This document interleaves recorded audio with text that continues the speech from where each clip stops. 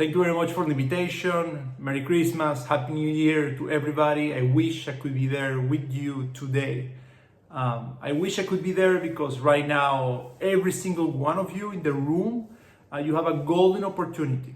You have an opportunity to bring back innovation, technological progress, economic freedom to your country and to Europe. Right now, Europe has to make a decision. We either change the way we see economic policy, technological policy, or we will stagnate, decline, and collapse.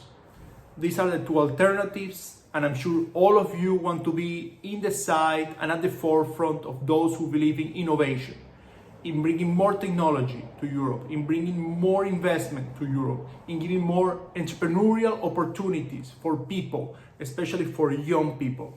And that's why we are here today. We are young people, and right now, according to the latest Eurobarometer polls, young people really care about economics.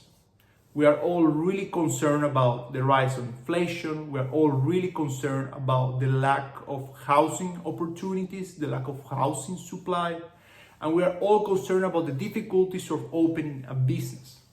So I believe that you guys can become the main voice for all of us, many people who want a different kind of economic future for our societies. It is essential and it is a real problem. If you see all the statistics, for example, in terms of innovation, only 4 of the best 50 tech companies in the world are European. 30% of unicorn companies, meaning companies that are over $1 billion, have left Europe, especially to the US. Only a tiny fraction of companies have integrated artificial intelligence into their operations. Only 6% of the total AI funding for companies is in Europe. Way more in the US, way more in China. Right now, many regulators have an antagonistic view of the crypto assets market. This is something that we also have to change because we need to embrace technology. We need to embrace technology, innovation, startups. In US, for example, there is more than 2 times the startups per capita than in Europe. Why? Because the US for many years have been investing over twice in venture capital than in Europe. And this is happening not because of different preferences or because Americans are more entrepreneurial than Europeans. It's regulation, it's bad policy, it's blocking people from innovating, it's paralyzing companies with bureaucracy, excessive compliance, excessive financial compliance also. It's not only bureaucratic compliance, but financial compliance. The profitability of the banking system in Europe is half of the one in the US. And all these things result in very clear GDP differences in the capacity that we have to purchase stuff. We are, on average, Europeans 34% less wealthy than Americans. We have 34% less GDP on average. And the vast majority of this difference is differences on productivity growth.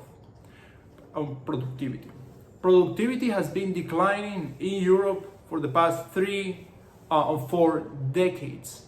It has been declining to the point that right now productivity is 0.78%. It is too low. We need to be back to the levels we used to be in the 1970s or in the 1980s.